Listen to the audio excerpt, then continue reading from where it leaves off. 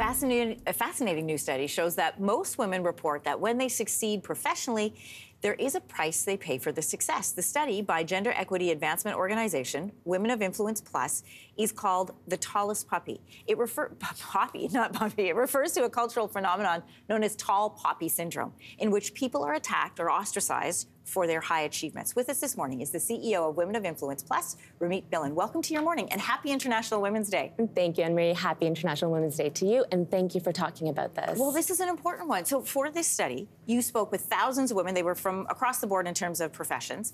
86.8% all reported experiencing tall poppy syndrome in the workplace. How does it manifest? So tall poppy syndrome can manifest in multiple different ways. So respondents shared that their achievements were dismissed or they were downplayed. Others were actually taking credit for their work, or they were undermined and belittled. For those who reported experiencing tall poppy syndrome, what kind of toll does it take on their mental health, on their physical well-being, on their professional attitudes towards work? And that's such a good question, because we asked this and respondents said that there was an increase in stress. They also explained that there was a negative impact on their mental health, and also that they experienced lower self-confidence, which, Anne-Marie, is kind of counterintuitive, because if you achieve something, there should be a boost in your self-confidence. They also engaged in negative self-talk, and they felt isolated at work. And when we feel isolated, this absolutely has an impact on our well-being. And does it happen in both genders? Yes, it happens to everyone across the board. In terms of this study, we focused on women in the workplace worldwide. Okay. More than 60% of the women that you spoke with believe that they would be penalized in some way if they were seen as being ambitious or high achieving. What do those penalties look like? Well, if we think about that, that has an impact on the individual, but also the organization. So if 60% are saying, you know, I'm going to be penalized if I'm perceived in this way, what ends up happening is they play small, or they want to hide. They don't want to be noticed by others. And organizations need to pay attention to this, because your top talent may not be performing at their best because they're scared, and that's important to know. So the reasons why are important as well. It doesn't seem like it would benefit. It seems counterintuitive for a company to cut down their highest achievers. Why does it happen?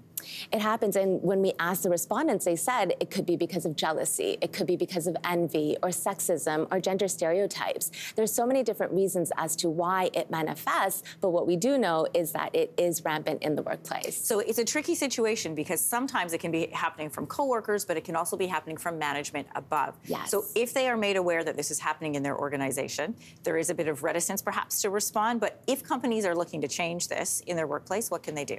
So we asked this, who better to tell us than the people that experienced it firsthand, and they were loud and clear in terms of what organizations can do.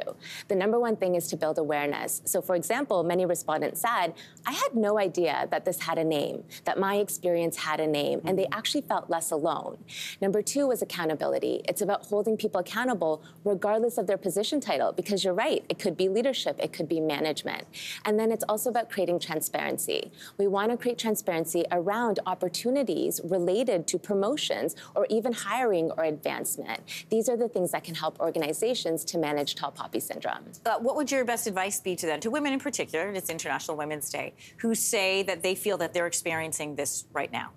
Name it. When we're able to name it, when we're able to label it, we can separate our personal identity from what it is someone else is saying, doing, their behaviors and their actions. We don't want to personalize it. And I think the first thing is to name it and call it what it is. Ramit, great to have you here on the show talking about the tallest poppy syndrome study that you guys have put out. Thanks so much. Thank you so much. Hey, thanks for watching. If you liked this, be sure to subscribe here, or you can check out more Your Morning videos right here.